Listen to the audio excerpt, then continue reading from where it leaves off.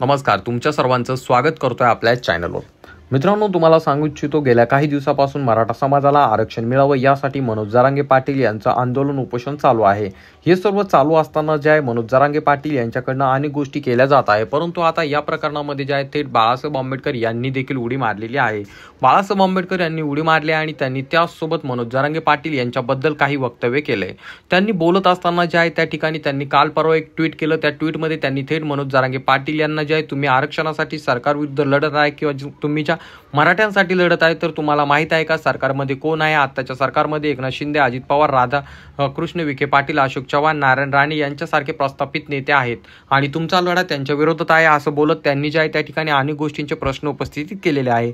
तर ते नेमकं काय म्हणालेत आपण पाहणार आहोत, परंतु तत्पूर्वी तुम्हाला विनंती असेल, आपल्या चॅनलवरती तुम्ही नवीन असाल तर चॅनलला नक्कीच सबस्क्राईब करा। तर चला पाहूया बाळासाहेब आंबेडकर नेमकं काय म्हणालेत। मी एवढंच फक्त म्हणालो की तुम्ही लढताय रयतेतल्या मराठ्यांसाठी, पण राजकारण जे आहे ते निजामी मराठ्यांसाठी चाललेलं आहे। हे आता हळूहळू ओपन आउट व्हायला लागलेलं आहे।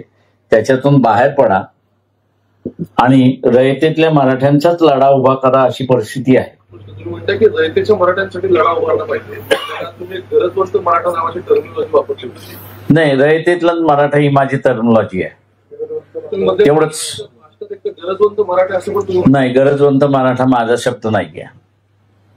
या स्ट्रॅटेजिकली जरांगेंच्या आंदोलनावरती टीका होते किंवा मुख्यमंत्र्यांची हा धागा पकडून आज प्रचंड आक्रमक झालंय जरांगेंवर टीका करताना, आणि ती टीका टोकाची आहे। आम्ही अंगावरती येऊ किंवा सोडणार नाही किंवा फार आक्रमक झालेलं दिसतंय। जी भाषणापर्यंत सगळं गेले आतापर्यंत जरांगेंच्या बाबतीमध्ये भाजपचे नेतेच आहेत ते फार स्पेसिफिक तोडून मापून बोलत होते। आता मात्र या आंदोलनाच्या दरम्यान भाजपने त्यांची स्ट्रॅटेजी बदललेली दिसते, फार आक्रमक झाली। म्हणजे अगदी लॉ अँड ऑर्डर व्हायची परिस्थिती जरी आली तरी तिथपर्यंत जायची तयारी भाजपच्या नेत्यांची दिसते।